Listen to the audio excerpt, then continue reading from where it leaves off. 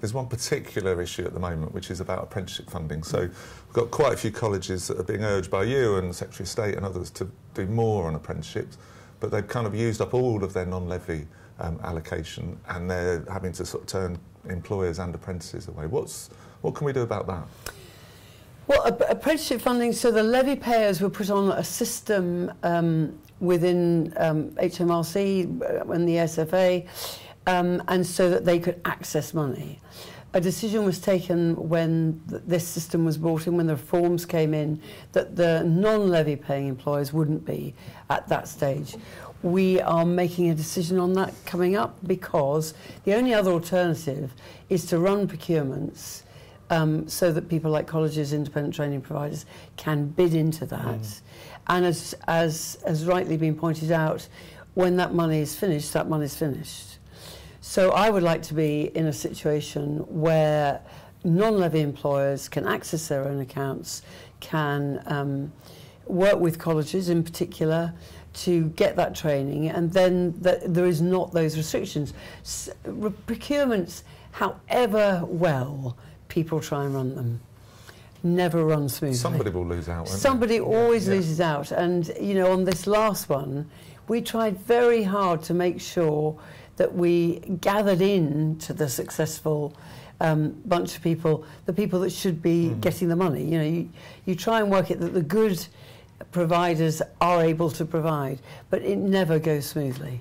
That's the trouble. So I don't like procurements, and I think, I know that for some colleges this has been a really difficult time, actually. Keeping with apprenticeships, Amanda Spielman also talked about something we've talked about before: degree apprenticeships, management apprenticeships, people already in work who are in decent jobs, taking an MBA. I could do an MBA from our apprenticeship levy. I don't think that should be used for my training in that way. What do you think about the future of that? Where might that go? Because it costs a lot of money. It does cost a lot of money. We are now starting to look at the future of the apprenticeship levy. I think business might see that as a signal that we're going to change it, and I think that's extremely unlikely, because actually it's a good way of not only bringing money into the system. 2.45 billion will be in the system by 2020. But I think the other critical thing is it's forced business to address their own workforce, to look at their workforce planning. And if I look at the companies and the businesses, and actually the public sector employers that are now increasing their apprentices, it's because they've embedded it in the workforce planning. That's the way to do it. This is your pipeline of skilled employers. I think that it's really important that we make that clear. Almost 90% of all apprenticeships it's just under that, are level 2 and 3. But we will also need to look ahead when the system is really, running well, and I think we're nearly at that stage. I see business having got over the hill, there aren't the naysayers that there used to be. We then need to look at, do we continue to fund apprenticeships, people already in work, people doing second degrees? I mean, those are all things that we should be looking at. I think, to me, the apprenticeships system should be about that second, third, fourth chance.